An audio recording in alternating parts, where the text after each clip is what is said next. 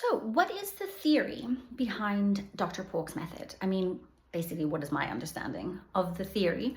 And it really does make sense. He has identified similarities in the brains of children that have these developmental delays, and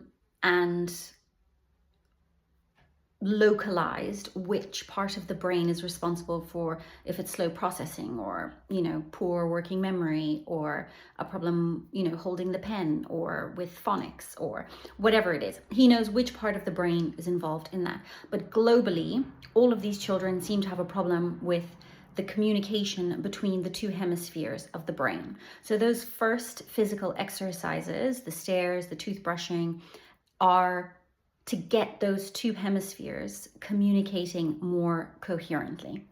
And then, so that's stage one, phase one of the treatment. And then the next part is, depending on what issues the child presents with, he has computer programs to target the specific part of the brain that is under functioning. And then he said, normally it's to do with the eyes. So either like if you bring your finger towards your nose, if you can hold your eyes there, a lot of children with these problems, they can't. One eye will start to go off and do its own thing, or tracking, like both eyes won't track equally. One will be a little bit too fast or one will be a little bit too slow. And that can cause the words to jump around on the page, or for them to, think they read a line and then they read it again because they actually don't have full control of their eyes. So the first set of computer programs is then to get the eyes working together and tracking as they should using this thing on the computer. And then there is another layer of treatment that, if required, is another set of computer programs. So that's my understanding of how the treatment works and what's actually going on. And it does make sense. I can already see a difference.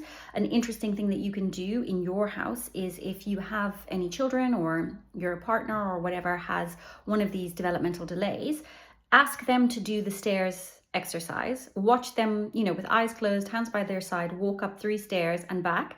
And you'll see that they collapse to one side, or they'll be very wonky doing it. And then ask, another child that doesn't, and you'll be able to see straight away that the two sides of the brain are not communicating as they should. So it definitely does make sense. And the lack of control of the eyes does make sense for the way that dyslexia presents and everything. So yeah, logically, I'm there, it makes sense, and I'm liking what I read. And physically, yeah, we are seeing differences, improvements in her ability to do those exercises. So for me, the theory is making sense. The math is mathing.